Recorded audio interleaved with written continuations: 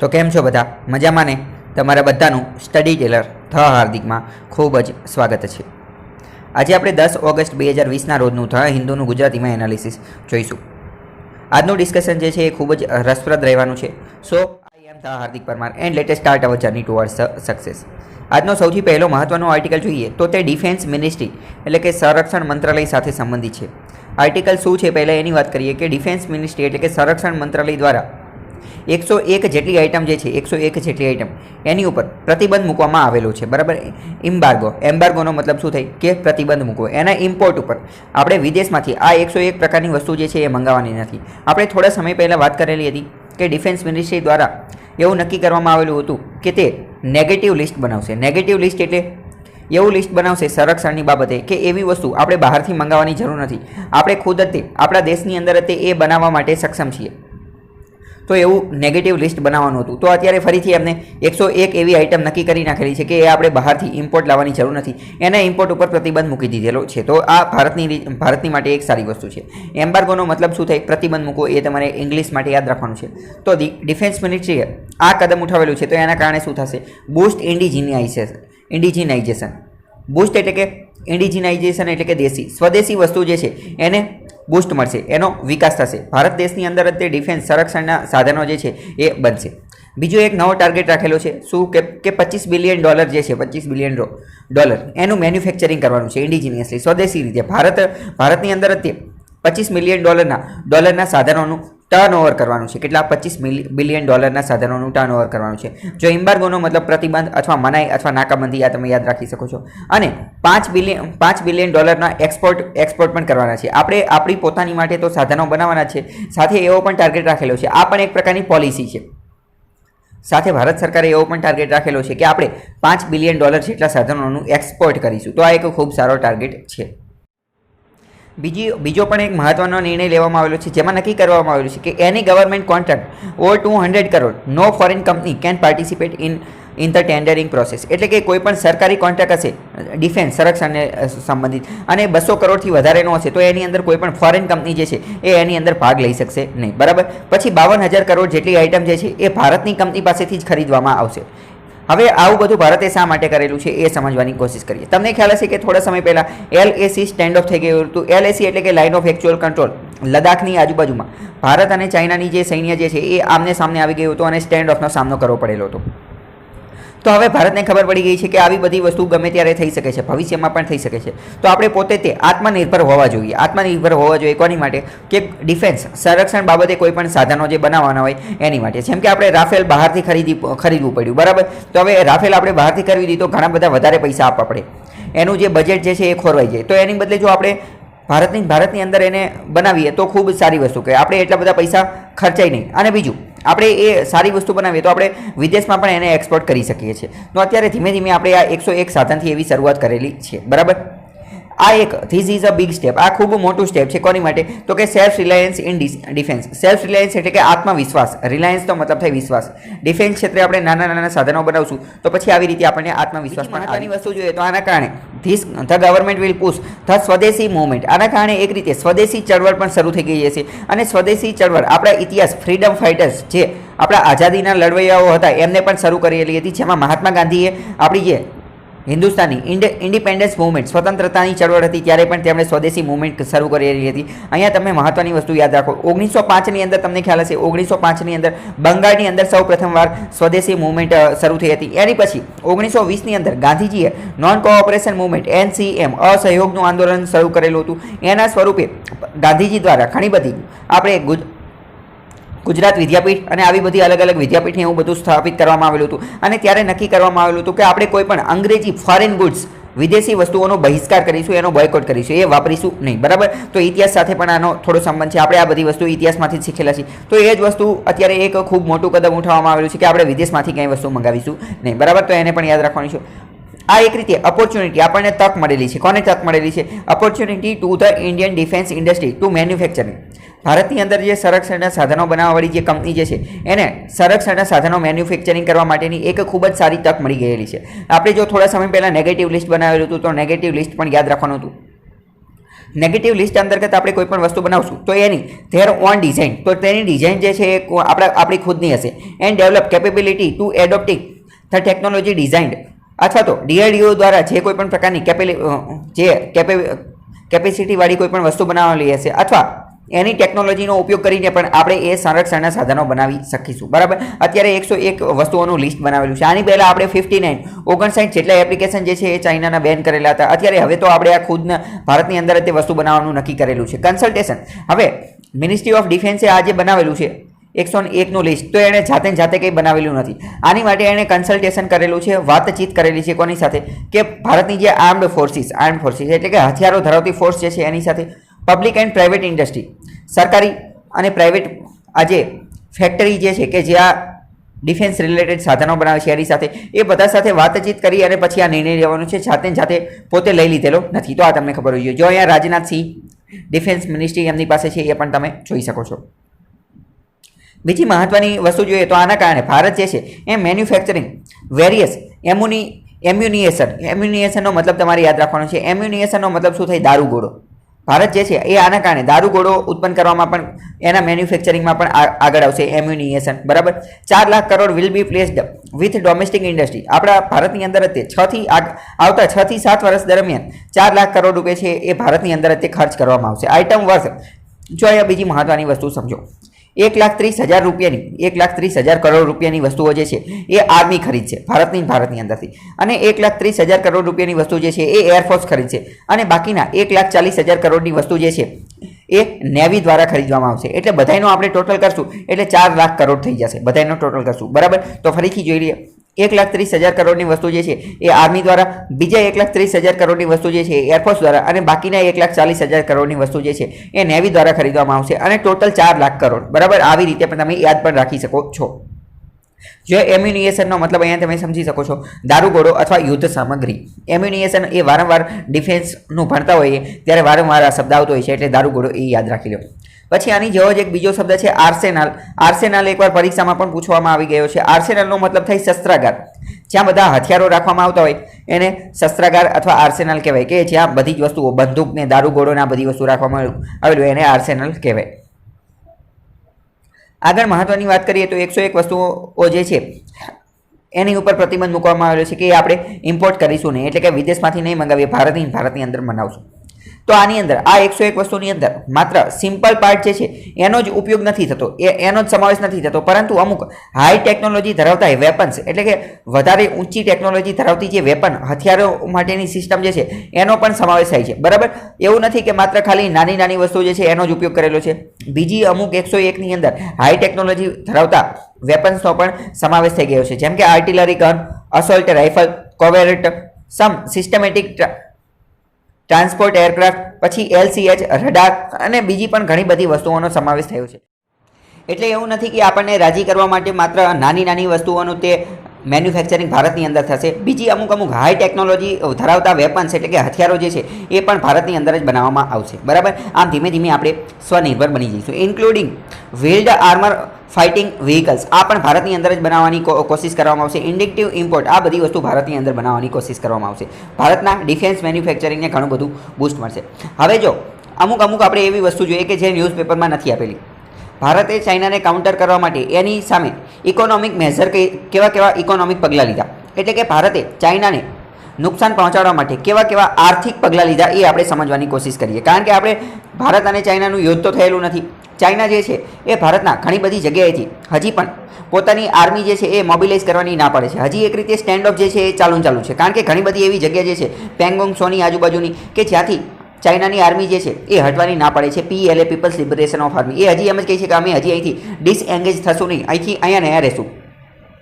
તો ભારતે ચાઇનાની વિરુદ્ધ અમુક ઇકોનોમિક મેઝર્સ લીધેલા છે. ભારતે હવે ચોખ્ખું જ કહી દીધું છે, ઇન્ડિયા વોન્ટ્સ ટુ ઇન્ડિકેટ, ભારતે એ પ્રકારનો પક્ષ લઈ લીધો છે. ભારતે હવે ચોખ્ખું દર્શાવવાનું શરૂ કરી દીધું છે શું કે ચાઇનાએ ભારતની સાથે ટ્રેડ એન્ડ ઇન્વેસ્ટમેન્ટ એટલે કે વેપાર અને રોકાણ ભારતની અંદર ચાઇનાએ કરવું પડશે. તો એ પહેલાં જેવું હવે નોર્મલ થઈ શકશે નહીં. એની માટે એણે પહેલાં ભારતની સરહદે જે વસ્તુ ચાલે છે એ વસ્તુ પહેલાં નોર્મલ કરવી પડશે. ચાઇના જે પોતાનું એગ્રેશન દર્શાવે છે એ પહેલાં તો બંધ કરવું પડશે. બરાબર, કારણ કે અત્યાર સુધી ચાઇનાનું કેવું થતું હતું, ચાઇનાનું દર વખતે એવું થતું હતું કે સરહદની બાબતો જે છે એ જેવી રીતે થવી હોય એવી રીતે થઈ, પરંતુ ભારત અને ચાઇનાના જે વેપાર ટ્રેડ જે છે એનું ઇન્વેસ્ટમેન્ટ જે છે એનું રોકાણ જે છે એની અંદર કોઈ પણ પ્રકારનો ફેરફાર થતો ન હતો. ભારત હંમેશા એની સાથે આ જે વેપાર જે છે એ હંમેશા ચાલુ જ રાખતું હતું. પરંતુ આ વખતે ભારત જે છે એને દ્રઢપણે કહી દીધેલું છે કે હવે પહેલા જેવું રહેશે નહીં. તમારે જો વેપાર કરવો હશે તો આ જે સરહદના ઇસ્યુ જે છે એને પણ વ્યવસ્થિત રાખવા પડશે. તો ભારતે અમુક ઇકોનોમિક મેજર લઈ લીધા છે. સૌથી પહેલું કહ્યું કે 59 જેટલા એપ્લિકેશન બંધ કરી દીધા છે. બરાબર. બીજી મહત્વની વસ્તુ જોઈએ, બીજા કયા ઇકોનોમિક મેજર જે ભારતે પ્લાન કરેલા છે કયા? Considering trade and procurement kerb targeting China. ભારતે ઘણા બધા એવી પોલિસી બનાવેલી છે અથવા એવી યોજનાઓ બનાવી છે કે જે ચાઇનાને તે કાઉન્ટર કરવા માટે બનાવેલી છે. જેમ કે increasing scrutiny of Chinese investment in many sectors and waiting a decision to keep out Chinese companies including 5G trials. સૌથી પહેલાં તો ભારતે હવે એવું નક્કી કરેલું છે કે કદાચ ભવિષ્યની અંદર ચાઇનાની જે હુઆવે કંપની જે છે કે જે 5G ટ્રાયલ કરે છે તો એને કદાચ ભારતની અંદર આવવાની મનાઈ ફરમાવવામાં આવે. ભારત એને એન્ટ્રી કરવા દે નહીં. બીજું, ભારતે ઘણી બધી આ સ્ક્રુટિનીનો મતલબ સમજો. સ્ક્રુટિનીનો મતલબ સૂક્ષ્મ તપાસ, ખૂબ જ નાનામાં નાની તપાસ. બરાબર. સૂક્ષ્મ તપાસ, સ્ક્રુટિની. તો ભારતે ચાઇના તરફથી આવતા જે ઇન્વેસ્ટમેન્ટ જે છે એની સ્ક્રુટિની એટલે કે ખૂબ જ નાનામાં નાની તપાસ કરવાનું શરૂ કરી દીધું છે મોટાભાગના સેક્ટરની અંદર, અને મોટાભાગની જગ્યાએ એને રદ કરવાની કોશિશ કરેલી છે.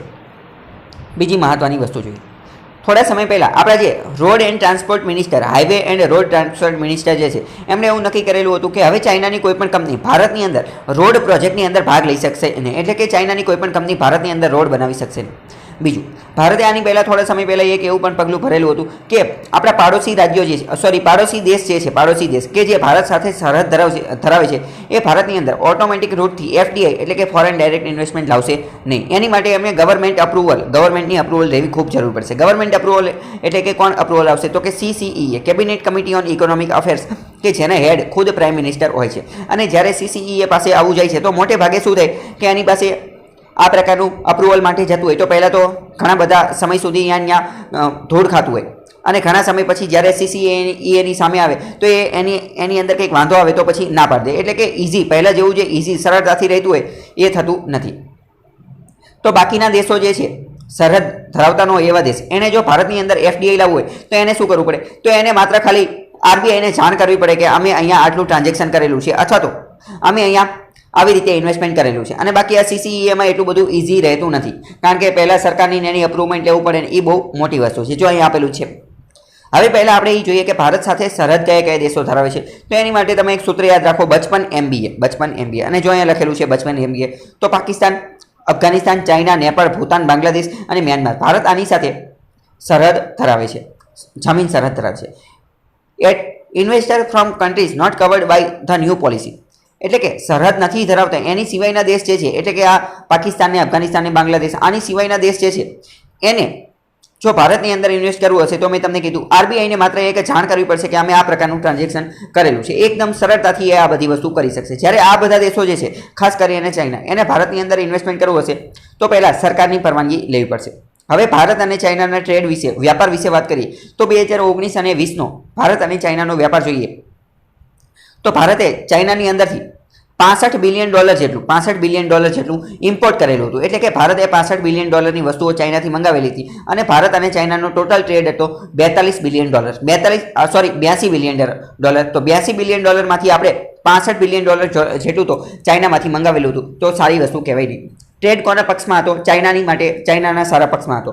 બીજી મહત્વની વસ્તુ જોઈએ તો ભારત ઘણી બધી પ્રોડક્ટ ઉપર, ચાઇનાની વસ્તુઓ ઉપર નિર્ભર છે. ઘણી બધી વસ્તુ આપણે ચાઇના ઉપર જો બધી જ વસ્તુઓ ઉપર પ્રતિબંધ મૂકી દઈએ તો ભારતને પણ નુકસાન થાય એવું છે. કઈ રીતે? કારણ કે આપણે વાત કરીએ જેમ કે ઓટોમોબાઈલ ઇન્ડસ્ટ્રીઝ એટલે કે વાહનો બનાવવાની જે કંપનીઓ જે છે તો એની અંદર અમુક નાના સાધનો હોય, ઓટો કમ્પોનન્ટ્સ અને API, એક્ટિવ ફાર્માસ્યુટિકલ ઇન્ગ્રેડિયન્ટ્સ, આની ઉપર ભારત સંપૂર્ણપણે ચાઇના ઉપર જ નિર્ભર છે.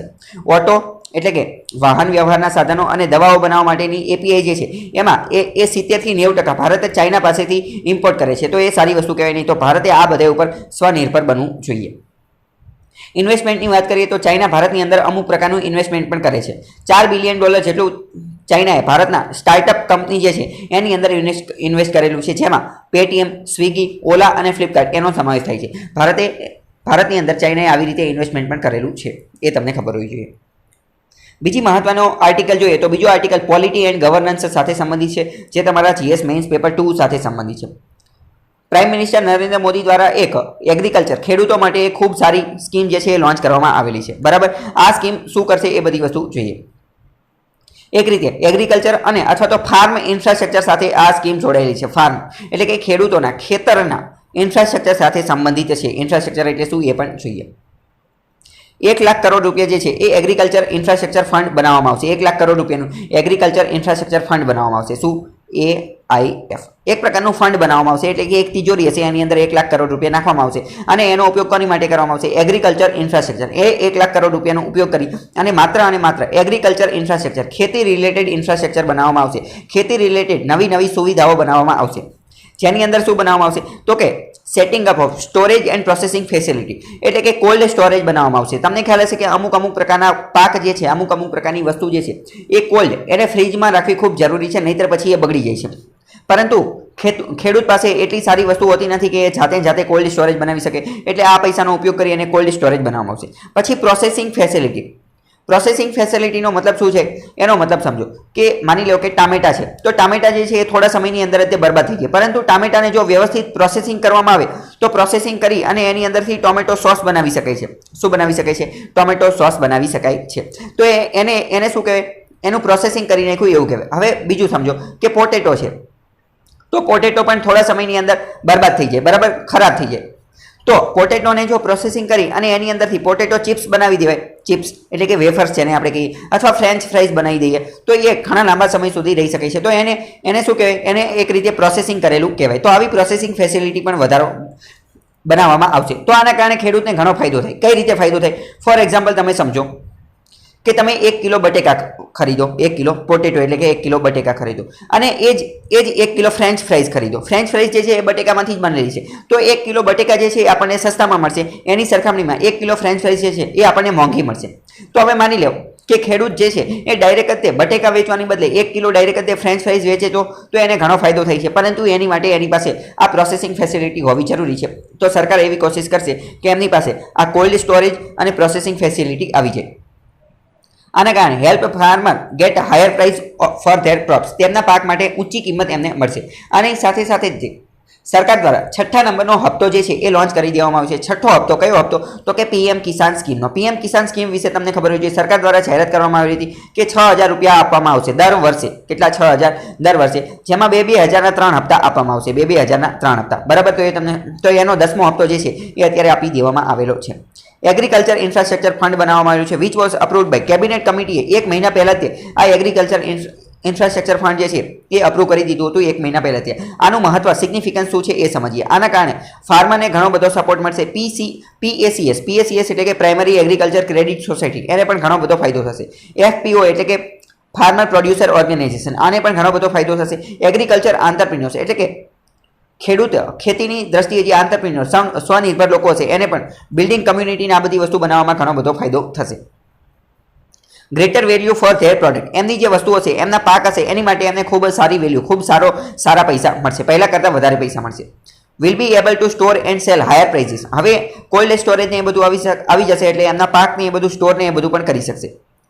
રિડ્યુસ વેસ્ટેજ જે છે, પહેલાં જેટલો વધારે વેસ્ટ થતો હતો એ હવે વેસ્ટ થશે નહીં, કારણ કે પહેલાં વધારે પાક જે છે એ બગડી જતો હતો, પરંતુ હવે સ્ટોરેજ આવી ગયું છે તો એટલો બધો વેસ્ટેજ થશે નહીં.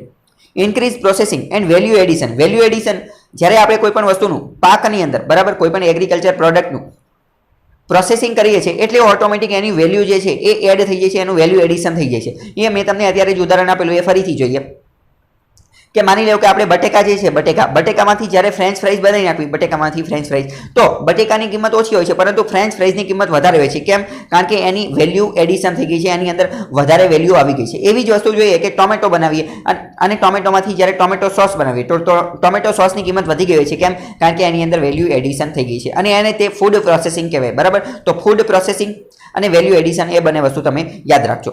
Huge opportunity to invest in post harvest management solution.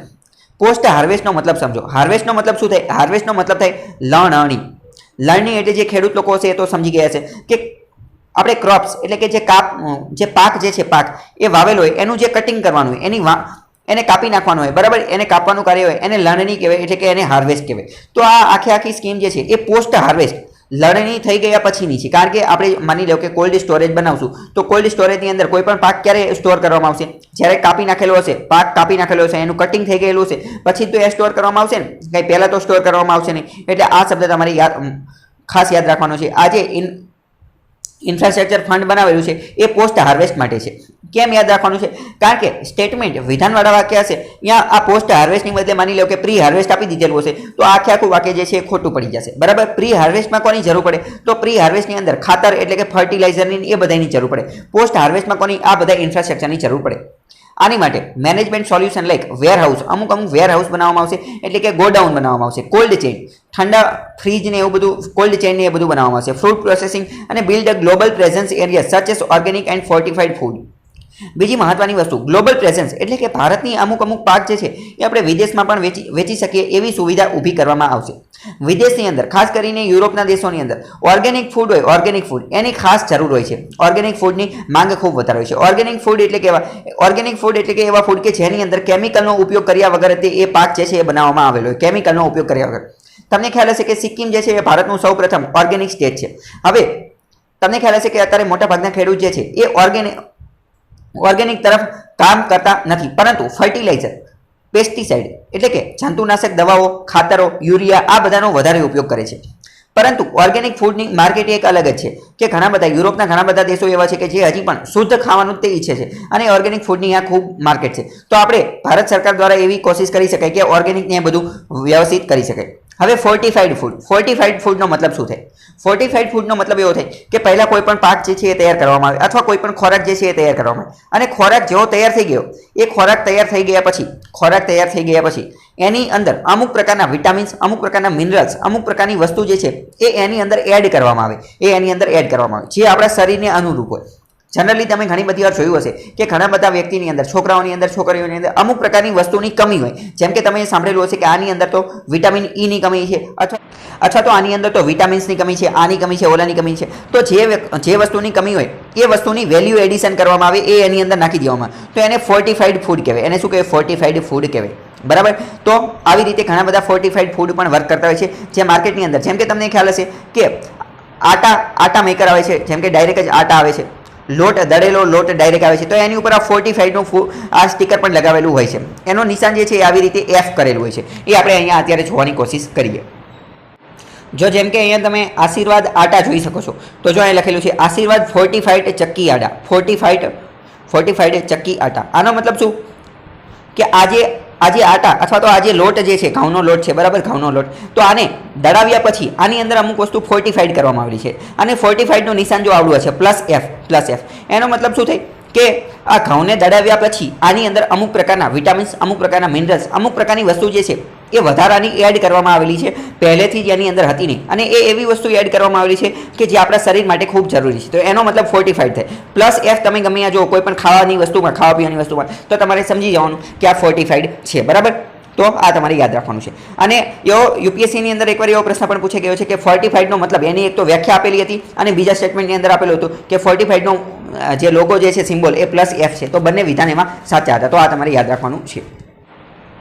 તો ફોર્ટિફાઈડ ફૂડ વિશે હવે તમને ખબર હોવી જોઈએ. બીજી મહત્વની વસ્તુ જોઈએ તો એગ્રીકલ્ચર ઇન્ફ્રાસ્ટ્રક્ચર ફંડ બનાવવામાં આવશે, અને આ જે એગ્રીકલ્ચર ઇન્ફ્રાસ્ટ્રક્ચર ફંડ જે છે એ medium long term debt financing facility તરીકે પણ વર્ક કરશે. પોસ્ટ હાર્વેસ્ટ મેનેજમેન્ટ અને ઇન્ફ્રાસ્ટ્રક્ચર જે છે એ ક્રિએટ કરવામાં આવશે, અને આના દ્વારા ખેડૂતોને લોન પણ આપવામાં આવશે અને ક્રેડિટ ગેરંટી પણ આપવામાં આવશે. ઇન્ટરેસ્ટ સબવેન્શન, આ પ્રકારની વસ્તુ કરવામાં આવશે. ઇન્ટરેસ્ટ સબવેન્શનનો મતલબ શું થાય? ઇન્ટરેસ્ટ સબવેન્શનનો મતલબ થાય કે વ્યાજની અંદર અમુક પ્રકારની માફી કરવામાં આવે. ફોર એક્ઝામ્પલ, માની લો કે વ્યાજનો દર 10% છે, તો 2%નું ઇન્ટરેસ્ટ સબવેન્શન આપવામાં આવે, તો ખેડૂત જે છે એને 8% વ્યાજ જ ભરવાનું, અને બાકીનું જે 2% જે છે, 2% એને ઇન્ટરેસ્ટ સબવેન્શન કહેવાય. આ જે ઇન્ટરેસ્ટ સબવેન્શન, આ 2% જે છે એ ગવર્મેન્ટ એટલે કે સરકાર દ્વારા ભરવામાં આવે. તો ઇન્ટરેસ્ટ સબવેન્શન એ તમને ખબર હોવી જોઈએ. જો અહીંયા ન્યૂઝ કટિંગ પણ તમે જોઈ શકો છો. બીજી મહત્વની વસ્તુ જોઈએ તો આ જે આખી યોજના જે છે એ ફાઇનાન્શિયલ યર 2020 થી 2029 સુધી ચાલશે, એટલે કે 10 વર્ષ સુધી ચાલશે. તો પરીક્ષામાં પ્રશ્ન પૂછે કે આ એગ્રીકલ્ચર ઇન્ફ્રાસ્ટ્રક્ચર ફંડ એ 10 વર્ષ સુધી ચાલશે. 1 લાખ કરોડ રૂપિયાનું કવર કરવામાં આવશે. Provided by the banks and financial institution as loans. 1 lakh crore રૂપિયા સુધીની રકમ જે છે એ લોન તરીકે આપવામાં આવશે. એટલે 1 લાખ કરોડની લોન જે છે એ કોઈ એક વ્યક્તિને નહીં આપવામાં આવે, પરંતુ બેંક અને ફાઇનાન્શિયલ ઇન્સ્ટિટ્યુશન દ્વારા ટોટલ 1 લાખ કરોડ રૂપિયા આપવામાં આવશે, જેના અંતર્ગત અલગ અલગ લોન આપવામાં આવશે. ઇન્ટરેસ્ટ સબવેન્શન ઓફ 3% પર એન્યુમ. જો મેં તમને કીધું કે 3% ઇન્ટરેસ્ટ સબવેન્શન આપવામાં આવશે, એટલે કે 3% સબવેન્શન 3% વ્યાજ જે છે એ સરકાર દ્વારા ભરવામાં આવશે. જેટલા વ્યાજનો દર હશે એમાંથી 3% ખેડૂતોને માફી મળી જશે પર એનમ. આખા વાર્ષિક વાત કરવામાં આવે છે. And credit guarantee coverage under CGTMSE scheme for loan up to 2 crore. 2 crore સુધીની લોનની અંદર આ બધી વસ્તુ આપવામાં આવશે. બેનિફિશરીઝ એટલે કે આના લાભાર્થી, આનો લાભ લેવાવાળા કોણ કોણ વ્યક્તિ હશે, કોણ કોણ વ્યક્તિ આ યોજનાનો લાભ લઈ શકશે? તો ખેડૂતો લાભ લઈ શકશે, PACS માર્કેટિંગ કોઓપરેટિવ સોસાયટીઝ, પછી FPO SHG એટલે કે self help group, joint liability groups, આ બધા લોકો જે છે multipurpose cooperative societies, agriculture entrepreneur, startup, અમુક પ્રકારના જે સ્ટાર્ટઅપ કરતા હોય, central state agency, local body, આ બધા લોકો આનો લાભ લઈ શકશે. તમને પ્રશ્ન થાય કે સ્ટાર્ટઅપ જે છે એ આનો કઈ રીતે લાભ લઈ શકે, તો તમે સમજી શકતા હશો કે ઘણા બધા લોકો સ્ટાર્ટઅપની અંદર તો ટેકનોલોજી આવે, બરાબર, તો ટેકનોલોજી વાળા આ ખેતી ક્ષેત્રની અંદર આવીને શું કરશે, તો એ તમારે એવી રીતે સમજવાનું છે કે માની લો કોઈ ફૂડ ડિલિવરી એપ્લિકેશન બનાવે, બરાબર, ફૂડ ડિલિવરી માટેની એપ્લિકેશન બનાવે, અને ફૂડ ડિલિવરી એપ્લિકેશન બનાવવાની સાથે સાથે એ એવું પણ વિચારે કે આપણે આ જે ફૂડ ખોરાક જે છે ખાવાનું જે છે એ જાતે બનાવવું છે, તો એ જાતે બનાવવા માટે એને જરૂર પડે કે આપણે ખોરાક ખેડૂત પાસેથી કોઈ પાકને એ બધું ખરીદવું પડશે, તો એની માટે એ આ યોજનાનો લાભ લઈ શકે છે. બીજી મહત્વની વસ્તુ જોઈએ, અત્યારે ફર્સ્ટ એનિવર્સરી 1 વર્ષ કમ્પ્લીટ થઈ ગયું છે કોનું? PM કિસાન યોજનાનું. PM કિસાન યોજનાનું ફૂલ ફોર્મ તમને ખબર હોય છે, પ્રધાનમંત્રી કિસાન સન્માન નિધિ. આના અંતર્ગત 6,000 રૂપિયા આપવાના હતા અને 2,000ના 3 હપ્તા આપવાના હતા. 24 ફેબ્રુઆરી 2019 લોન્ચ કરેલી હતી. બધા રાજ્ય, ભારતના જેટલા પણ 28 રાજ્ય જે છે એ આ યોજનાનો અમલ કરે છે. માત્ર વેસ્ટ બેંગાલની અંદર આ યોજના અમલમાં નથી, બરાબર, આ તમને ખબર હોય છે. અને PM કિસાન માટેની મોબાઈલ એપ પણ થોડા સમય પહેલા રજૂ કરવામાં આવેલી હતી. PM કિસાન મોબાઈલ એપ કોણે બનાવેલી છે? તો મોસ્ટ ટાઈમ યાદ રાખજો, નેશનલ ઇન્ફોર્મેટિક્સ સેન્ટર અને ministry of electronic and information technology, mighty ministry અને આજે નેશનલ ઇન્ફોર્મેટિક્સ સેન્ટર, આ બંને દ્વારા ભેગા મળી અને આ બનાવવામાં આવેલી છે. આ એપ્લિકેશનની મદદથી શું થશે, તો જે ખેડૂત જે છે એ આ એપ્લિકેશનને ડાઉનલોડ કરી લે તો એને ખબર પડી, એ બધી જ વસ્તુનો સ્ટેટસ જોઈ શકશે કે 2,000નો હપ્તો એમના એકાઉન્ટની અંદર ક્યાં પહોંચ્યો, ટ્રાન્સફર થઈ ગયો છે કે નથી થઈ ગયેલો, અથવા એની એપ્લિકેશન જાણી શકશે. PM કિસાન યોજનાની અંદર એપ્લિકેશન આપવાની હોય તો એનું સ્ટેટસ જોઈ શકશે. અપડેટ ઓર કેરી આઉટ કરેક્શન, આધાર કાર્ડની ડિટેલને એ બધું એની અંદર નાખી શકશે. કોઈ કરેક્શન, કોઈ સુધારો કરવાનો હશે તો એ બધી વસ્તુ કરી શકશે. આધાર કાર્ડને also check history of credit, અત્યાર સુધી કેટલા હપ્તા આવી ગયેલા છે એ બધી વસ્તુ પણ ચેક કરી શકશે, બરાબર. કારણ કે ઘણી બધી વાર એવું પણ થતું હોય કે ખેડૂતના એકાઉન્ટની અંદર, બેંક એકાઉન્ટની અંદર પૈસા આવી ગયા, પરંતુ ત્યાં જે તે વ્યક્તિ જે છે એ જ્યારે બેંકની અંદર પૈસા ઉપાડવા જાય તો બેંક વાળા એવું કહે કે ના હજી તો પૈસા આવેલા જ નથી, અને આવી રીતે આપણને ધક્કા ખવડાવતા હોય. તો એવું ન થાય એના માટે તો ખેડૂત જે છે એ ડાયરેક્ટ ત્યાં એપ્લિકેશન બતાવી શકે છે કે જો આની અંદર તો બતાવે છે કે પૈસા આવી ગયા, એટલે આવું ચીટિંગ થઈ શકે નહીં. PM કિસાન જે છે એ એક રીતની સેન્ટર સેક્ટર સ્કીમ છે. કેવી? Centre sector scheme. સેક્ટર સ્કીમની અંદર શું હોય કે 100% પૈસા, બધા પૈસા જે છે એ કેન્દ્ર સરકાર દ્વારા આપવામાં આવે. બે પ્રકારની સ્કીમ આવે, સેન્ટ્રલ સેક્ટર સ્કીમ અને central sponsored scheme. Central sponsored scheme હોય એની અંતર્ગત કેવું હોય કે થોડાક પૈસા કેન્દ્ર સરકાર આવે અને થોડાક પૈસા રાજ્ય સરકાર આવે, જેની અંદર મોટે ભાગે કેન્દ્ર સરકાર દ્વારા 60% આપવામાં આવતા હોય અને રાજ્ય સરકાર દ્વારા 40% પૈસા આપવામાં આવતા હોય. આ તમને ખબર હોય છે. તો સેન્ટ્રલ સેક્ટર સ્કીમમાં શું હોય? સેન્ટ્રલ સેક્ટર એની અંતર્ગત 100% બધા પૈસા જે છે એ કેન્દ્ર સરકાર આવે. અને સેન્ટ્રલી સ્પોન્સર્ડ સ્કીમની અંદર શું હોય? કેન્દ્ર સરકાર જે છે એ માત્ર સ્પોન્સર કરે, પરંતુ 100% સ્પોન્સર ન કરે, થોડું ઘણું સ્પોન્સર કરે, બરાબર. એવી રીતે યાદ રાખી શકો છો. કયા મંત્રાલય દ્વારા આ રજૂ કરવામાં આવે છે? તો ministry of agriculture and farmers welfare, આના દ્વારા આ રજૂ કરવામાં આવે છે. બીજું અહીંયા મહત્વનું વસ્તુ સમજો કે PM કિસાન યોજના જે છે એ સેન્ટ્રલ સેક્ટર સ્કીમ છે, એટલે કે બધા પૈસા જે છે બધા પૈસા એ કેન્દ્ર સરકાર આપશે, પરંતુ આની માટે બેનિફિશરી એટલે કે લાભાર્થી કોણ છે? એ લાભાર્થી ગોતવાનું કાર્ય જે છે એ રાજ્ય સરકાર કરશે. આની માટેનો બધો ડેટા જે છે કે કયા ખેડૂત આની અંતર્ગત આવશે એ બધો ડેટા રાજ્ય સરકાર આપશે કેન્દ્ર સરકારને, બરાબર. 6,000 રૂપિયા આપવામાં આવશે, એ બધી વસ્તુ જો અહીં આપેલું છે. અને પહેલા શરૂઆતમાં એવું નક્કી કરવામાં આવ્યું હતું કે 2 હેક્ટર કરતાં ઓછી જમીન જે છે એને ત્યાં 6,000 રૂપિયા આપવામાં આવશે, પરંતુ પછી એવું નક્કી કરવામાં આવ્યું હતું કે હવે બધા ખેડૂતોને મળી જશે. આ જે સાઇઝ લિમિટને, લેન્ડ હોલ્ડિંગની એ બધી લિમિટ પછી કાઢી નાખવામાં આવી હતી. સપ્લિમેન્ટ ધ ફાઇનાન્શિયલ નીડ્સ, આના કારણે સ્મોલ એન્ડ માર્જિનલ ખેડૂત જે છે એની વધારાનો ખર્ચો જે છે એ આની અંદરથી નીકળી જાય છે 6,000ની અંદરથી. Insure proper crop health and appropriate yield, આના કારણે એમનો જે પાક જે છે એ પણ વ્યવસ્થિત થઈ જાય અને એપ્રોપ્રિએટ ઈલ્ડ એ બધાનું ધ્યાન રાખવામાં આવશે. બીજો મહત્વનો આર્ટિકલ જોઈએ તો LAC complicate India's option.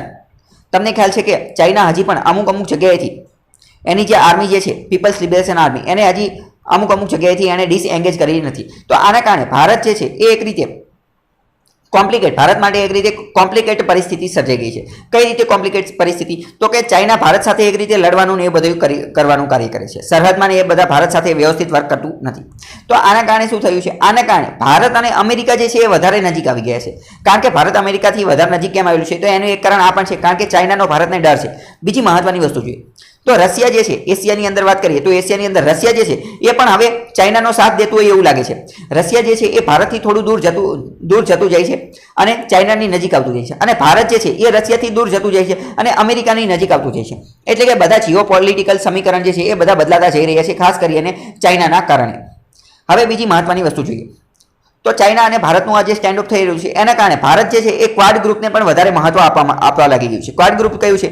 Quad ગ્રુપનો મતલબ થાય ક્વાડ્રિલેટરનો મતલબ થાય 4 દેશનો સમૂહ. કયા 4 દેશ? તો કે અમેરિકા, ઓસ્ટ્રેલિયા, ભારત અને જાપાન. બરાબર, ક્વાડ ગ્રુપની અંદર આનો સમાવેશ થાય છે.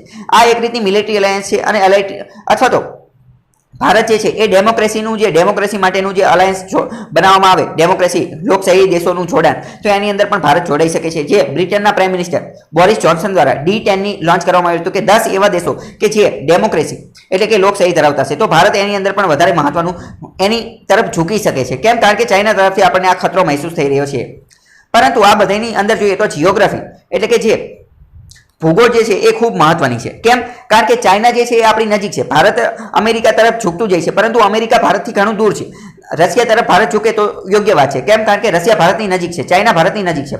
પરંતુ એક વસ્તુ તમારે મહત્વની યાદ રાખવાની છે, we can never change our neighbours. આપણે ક્યારેય પણ આપણા પાડોશી જે છે એ ચેન્જ કરી શકતા નથી. ચાઇના આપણું પાડોશી છે, પાકિસ્તાન આપણું પાડોશી છે, તો એ હંમેશા જ રહેશે, એ આપણે ચેન્જ કરી શકતા નથી. એના માટે પ્રોક્સિમિટી મેટર્સ. પ્રોક્સિમિટીનો મતલબ શું થાય? નિકટતા જે છે એ હંમેશા મહત્વની વસ્તુ છે. એટલે કે નજીકના લોકો સાથે પણ આપણે વ્યવસ્થિત હંમેશા સારો સંબંધ રાખવો જોઈએ, એવું કહેવા માંગે છે. જો હવે અહીંયા બીજી મહત્વની વસ્તુ જોઈએ, આ મેપ જે છે, આ મેપ ઉપરની અંદર જે આ બ્લુ કલર જેવો જે છે, બ્લુ કલર, પહેલા તો આખો મેપ જે છે એ BRI નો છે. BRI એટલે કે belt and road initiative. Belt and road initiative દ્વારા શું કરવામાં આવે છે? ચાઇના દ્વારા બધી જગ્યાએ સડક બનાવવામાં આવે છે અથવા રસ્તા બનાવવામાં આવે છે, માર્ગ બનાવવામાં આવે છે. અને ચાઇનાનો જે પુરાનો જૂનો જે સિલ્ક રૂટ હતો, સિલ્ક રૂટને એક રીતે વ્યવસ્થિત ફરીથી બનાવવામાં આવે છે. અને આના અંતર્ગત એવું કહેવામાં આવે છે ચાઇના દ્વારા કે અમે એટલે કે ચાઇના યુરોપ, આફ્રિકા અને એશિયાની કનેક્ટિવિટી દર્શાવવામાં છે. આ બધા રસ્તા એવા છે કે જે યુરોપને, એશિયાને અને આફ્રિકાને કનેક્ટ કરે છે. હવે જો ઉપરના જે બ્લુમાં દર્શાવવામાં આવે છે, બ્લુમાં એ જમીન માર્ગ છે, એ કેવો છે? જમીન માર્ગ. અને નીચે જે ગુલાબીમાં દર્શાવવામાં આવે છે એ દરિયાઈ માર્ગ છે. બરાબર, તો ચાઇના દ્વારા આ આખો માર્ગ બનાવી દેવામાં આવ્યો છે. અથવા તો આ બધા એવા દેશો છે કે જે ચાઇનાના બેલ્ટ એન્ડ રોડ ઇનિશિયેટિવનો ભાગ છે. તો એક રીતે જોઈએ તો આની ઉપરથી આપણને ખબર પડે છે કે એક રીતે મોટા ભાગનું એશિયા અને મોટા ભાગનું યુરોપ અને આ આફ્રિકાનો આ ભાગ જે છે, આ બધા ભાગ જે છે એ ચાઇનાના બેલ્ટ એન્ડ રોડ ઇનિશિયેટિવમાં સમાવેશ થઈ ગયા છે. તો એક રીતે ચાઇનાએ આ બધા દેશ ઉપર થોડા ઘણા અંશે એક રીતે કબજો કરી લીધો છે અથવા પોતાનું પ્રભુત્વ જમાવી દીધું છે બેલ્ટ એન્ડ રોડ ઇનિશિયેટિવના નામ ઉપર. બરાબર, તો ભારત માટે એક રીતે એટલો બધા ઓપ્શન બચતા નથી. એટલે ભારત જે છે એ અમેરિકા તરફ વધારે ઝૂકી રહ્યું છે. બીજી મહત્વની આની સાથે સાથે બીજું એક સમીકરણ જોઈએ તો અમેરિકા જે છે એ અફઘાનિસ્તાનમાંથી પણ નીકળી રહ્યું છે. તો એના કારણે અમેરિકા અફઘાનિસ્તાનમાંથી પણ નીકળી રહ્યું છે. એટલે કે યુરેશિયા એટલે કે યુરોપ અને એશિયા, આ બંને જે છે એ ચાઇનાના બેલ્ટ એન્ડ રોડ ઇનિશિયેટિવ અંતર્ગત ચાઇનાના પ્રભુત્વ નીચે આવી ગયા છે. રશિયા જે છે એ પણ હવે ચાઇનાનું એક રીતે ચાઇના જેમ કે એવી રીતે કરે છે. બરાબર, India needs to find a continental strategy. એટલે આની માટે ભારતે કોઈક અલગ પ્રકારની સ્ટ્રેટેજી બનાવવી પડશે આ બધાને કાઉન્ટર કરવા માટે. બરાબર, એ તમારે યાદ રાખવાનું છે. અપાર્ટ ફ્રોમ પુટિંગ બુટ્સ, જો ભારત જે છે, બીજી મહત્વની વસ્તુ જોઈએ કે અમેરિકા જે છે એ ભારતની ડાયરેક્ટ મદદ ન કરી શકે આ બધીની અંદર, પરંતુ ભારતે અમેરિકા પાસેથી શું કરવું જોઈએ? તો food help India with intelligence sharing. America પાસે જે જાસૂસી તંત્ર ને એ બધી વસ્તુ સારી છે, તો ઇન્ટેલિજન્સ શેરિંગ જે છે એની પાસેથી સ્પેસ ટેકનોલોજીની અંદર ભારત અમેરિકાની મદદ લઈ શકે. અને એર પાવર સપોર્ટ એટલે કે વિમાનને, એરફોર્સને એ બધાની અંદર ભારત અમેરિકાની મદદ લઈ શકે છે. બીજો મહત્વનો ન્યૂઝ આર્ટિકલ જોઈએ તો એ ભારત અને પાકિસ્તાન સાથે સંબંધિત છે. ભારત અને પાકિસ્તાનની ઇન્ડસ વોટર ટ્રીટી એટલે કે સિંધુ જળ સંબંધિત બાબતે અટારી ચેકપોસ્ટ બાબતે મીટિંગ થવાની હતી. બરાબર, પરંતુ ભારતે પહેલા એમ કીધું હતું કે આપણે આ મીટિંગ જે છે એને વર્ચ્યુઅલ મીટિંગ રાખીએ, એટલે કે ઓનલાઈન વિડીયો કોન્ફરન્સિંગના માધ્યમથી. તો પાકિસ્તાને ના પાડી દીધી. હવે અત્યારે પાકિસ્તાન એમ કહે છે કે આપણે ફિઝિકલ મીટિંગ રાખીએ, એટલે કે બધા ભેગા થઈ અને આ મીટિંગ કરીએ. પરંતુ હવે અત્યારે મીટિંગ થશે કે નહીં થાય એ આપણે જોઈએ. પરંતુ આપણી માટે મહત્વના મુદ્દા શું છે એ જોઈએ. લાસ્ટ એટલે હવે જો અહીંયા ઇન્ડસ વોટર ટ્રીટી સિંધુ જળ સંધિ એ પહેલા તમે યાદ રાખો. વર્લ્ડ બેંકના સહયોગથી ભારત અને પાકિસ્તાન વચ્ચે નદી સિંધુ જળ નદીના બાબતે ઇન્ડસ વોટર ટ્રીટી સાઇન કરવામાં આવેલી હતી 1960ની અંદર. અને આ ટ્રીટી અંતર્ગત એવું નક્કી કરવામાં આવ્યું હતું કે અમુક સમય પછી ભારત અને પાકિસ્તાન બંને દેશ જે છે એ મીટિંગ કરશે. કોની બાબતે? આ સિંધુ જળની બાબતે, સિંધુ વોટરની બાબતે. તો છેલ્લી આવી મિટિંગ જે છે બંને દેશો વચ્ચેની એ ઓક્ટોબરમાં ઇસ્તાનબુલમાં થઈ હતી. ઓક્ટોબરની અંદર ઇસ્તાનબુલમાં થઈ હતી. તો હવે એની પછીની મિટિંગ જે છે એ ભારતની અંદર થવાની હતી 31 માર્ચ પહેલા. પરંતુ કોવિડની મહામારી આવી ગઈ એના કારણે આ થઈ શકી નથી. આની માટે આવી જોગવાઈ ક્યાં કરો? ઇન્ડસ વોટર કમિશનર જે છે એના દ્વારા આવું નક્કી કરવામાં આવ્યું છે કે અમુક સમય પછી આપણે આવી મિટિંગ કરશું. Issue on construction of dam. અને આની અંદર વાત કોની કરવામાં આવશે? તો ભારત અને પાકિસ્તાન દ્વારા આ જે નદી જે છે એની ઉપર અમુક પ્રકારના ડેમ બનાવવામાં આવે છે, અમુક હાઇડ્રો પાવર પ્રોજેક્ટ બનાવવામાં આવે છે. હાઇડ્રો પાવર પ્રોજેક્ટનો મતલબ શું? કે પાણીનો ઉપયોગ કરીને, નદીના પાણીનો ઉપયોગ કરી અને વીજળી ઉત્પન્ન કરવી. તો ઇન્ડસ રિવર સિસ્ટમમાં આ બધી વસ્તુ જે છે એની ચર્ચા કરવાની હતી. આની અંદર કી પોઈન્ટ, મુખ્ય મુદ્દો શું હતો? અત્યારે જે મિટિંગમાં મુખ્ય મુદ્દો શું હતો? Evolving procedure to solve difference on technical. આ જે Ratle run on river, Pakistan દ્વારા એક પ્રોજેક્ટ બનાવવામાં આવ્યો છે ચિનાબ રવી ઉપર. ચિનાબના કિસ્તાવર, જમ્મુ કાશ્મીરનો જે કિસ્તાવર ડિસ્ટ્રિક્ટ જે છે, કિસ્તાવર જિલ્લો અને ચિનાબ નદી એની ઉપર રન ઓફ રિવર આ પ્રોજેક્ટ બનાવેલો છે. એની ઉપર અત્યારે મુખ્ય ચર્ચા કરવાની હતી. તો એના માટે બે વસ્તુ નક્કી કરવામાં આવેલી હતી. એક રીતે વિવાદ છે ભારત અને પાકિસ્તાન વચ્ચે. તો એ વિવાદ સુલઝાવવા માટે એક તો ન્યુટ્રલ પાર્ટી એટલે કે કોઈ ન્યુટ્રલ પાર્ટી આવી અને બંને વચ્ચે સમાધાન કરે, અથવા તો court of arbitration. Court of આર્બિટ્રેશનનો મતલબ શું થાય? કે બંને દેશ પરસ્પર આપસતાથી સહયોગ આપી અને સમાધાન કરી નાખે. આવું નક્કી કરવામાં આવ્યું હતું. તો ભારતે એમ કીધું કે આપણે કોઈ ત્રીજી પાર્ટીને બોલાવી અને એ આપણી બે વચ્ચે સમાધાન કરાવે. જ્યારે પાકિસ્તાને એ ના પાડી દીધી અને પાકિસ્તાને એમ કીધું કે આપણે કોર્ટ ઓફ આર્બિટ્રેશન કરવું છે. પરંતુ હજી એવું કંઈ થયેલું નથી. હવે ઇન્ડસ વોટર ટ્રીટી અહીંયા થોડું સમજવાની કોશિશ કરીએ. આ જે છે આ આખો આ જમ્મુ કાશ્મીરનો વિસ્તાર છે. હવે પાકિસ્તાનના ટોટલ 6 નદી છે. ટોટલ કેટલી? 6 નદી છે. 6 નદી તમારે ક્રમમાં જ યાદ રાખવાની છે. કઈ? સિંધુ, ઝેલમ, ચિનાબ, રાવી, બિયાસ અને સતલુજ. આવી રીતે યાદ રાખવાની છે. આ ક્રમમાં છે. તો આમાંથી ઉપરની 3 નદી જે છે, ઉપરની 3 નદી એ પાકિસ્તાનના હિસ્સામાં છે. સિંધુ, ઝેલમ અને ચિનાબ. અને નીચેની 3 નદી રાવી, બિયાસ અને સતલુજ એ ભારતના હિસ્સામાં છે. જો અહીંયા તમે જોઈ શકો છો સિંધુ, ઝેલમ અને ચિનાબ આ પાકિસ્તાનની અંતર્ગત છે. અને ભારતની કઈ છે? રાવી, બિયાસ અને સતલુજ. બરાબર? કારણ કે ઘણી બધી વાર આને ક્રમમાં ગોઠવવાની પણ પૂછવામાં આવે છે. અહીંયા જો હવે પહેલા તો ROR પ્રોજેક્ટ સમજો. ROR પ્રોજેક્ટનો મતલબ શું થાય? Run of river. આના અંતર્ગત કેવું હોય કે નદી જે છે એ વહેતી હોય, નદી આમ સદંતર વહેતી હોય. તો આમાં નદી જ્યારે વહેતી હોય તો અમુક જિયોગ્રાફીના કારણે, અમુક પ્રકારની સારી જિયોગ્રાફીના કારણે એ પાણીને આપણે રોકવા માટે ડેમ બનાવવાની જરૂર નથી પડતી. ઓટોમેટિક જ આપણે અહીંયા થોડી ઘણી વસ્તુ, થોડું ઘણું નાનું એવું કન્સ્ટ્રક્શન કરી નાખવી તો પણ એ પાણી રોકાઈ જાય છે. તો એને મોટો ડેમ બનાવવાની જરૂર નથી પડતી. તો એને શું કહેવાય? ROR પ્રોજેક્ટ એટલે કે રન ઓફ રિવર પ્રોજેક્ટ. અને આના કારણે તે જે આખી વસ્તુ જે છે એ ચર્ચામાં છે. રન ઓફ રિવર એની માટે એક બીજો શબ્દ છે ડાયવર્ઝન. ડાયવર્ઝન એટલે જો અહીંયા આપેલું છે કે a diversion sometimes called run of river. એ ડાયવર્ઝન અને રન ઓફ રિવર એ બંને એક જ વસ્તુ છે. આ એક એવા પ્રકારની ફેસિલિટી, એવા પ્રકારની ચેનલની ફેસિલિટી આપે છે. Through a river, a canal or penstock it may not require the use of dam. એટલે કે નદીના પાણીને રોકાઈ શકે છે ડાયવર્ઝનના માધ્યમથી અથવા ROR રન ઓફ રિવરના માધ્યમથી. પરંતુ એની માટે ડેમ બનાવવાની જરૂર નથી પડતી. બરાબર? ઓટોમેટિક જ રોકાઈ જાય છે. જેમ કે જો અહીંયા આઉટલેટની આવી નાની વસ્તુ, નાનું કન્સ્ટ્રક્શન કરી નાખી તો પણ રોકાઈ જાય છે. ડિટેલમાં સમજવાની જરૂર છે નહીં.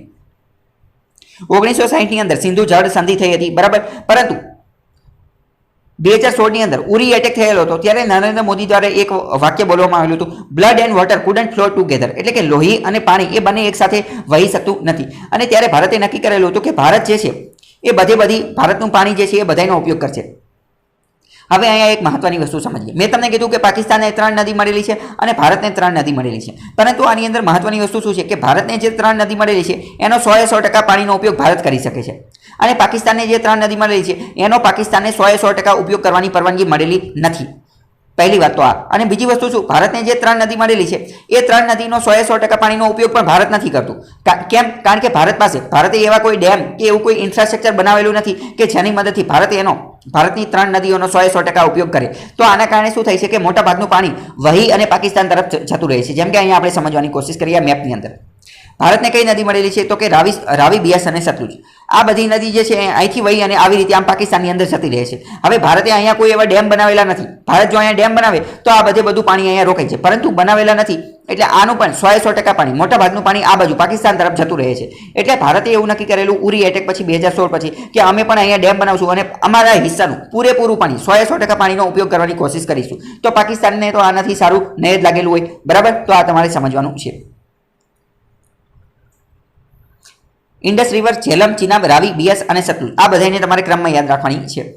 Basin mainly shared by India and Pakistan. આની અંદર થોડો ભાગ જે છે એ અફઘાનિસ્તાનને પણ મળે છે. આનું પાણી થોડું અફઘાનિસ્તાનની અંદર પણ મળે છે. 1960 ની અંદર આ સંધિ સાઇન કરવામાં આવેલી હતી, બરાબર, અને વર્લ્ડ બેંકના સહયોગથી. આ તમારે યાદ રાખવાનું. જો અહીંયા આ ઇન્ફોગ્રાફિકની અંદર પણ તમે બધી વસ્તુ વ્યવસ્થિત જોઈ શકો છો કે આ સિંધુ આ બધી વસ્તુ લાઇનમાં આપેલી છે. અને અહીંયા નોર્થ ઇસ્ટની અંદર પણ બ્રહ્મપુત્ર અને ગંગા અને અસમને આ બધી નદી પણ તમે જોઈ શકો છો. પોઝ કરી અને વ્યવસ્થિત જોઈ શકો છો.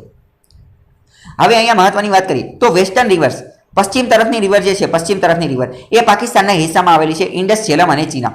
અને જે ઈસ્ટર્ન રિવર, પૂર્વ તરફની રિવર જે છે એ ભારતના હિસ્સામાં આવેલી છે. એ તમને ખબર હોવી જોઈએ. રન ઓફ રિવર એ આપણે પહેલા જ સમજી ગયા છીએ. વેસ્ટર્ન રિવર એ ભારતના હિસ્સામાં આવેલી છે.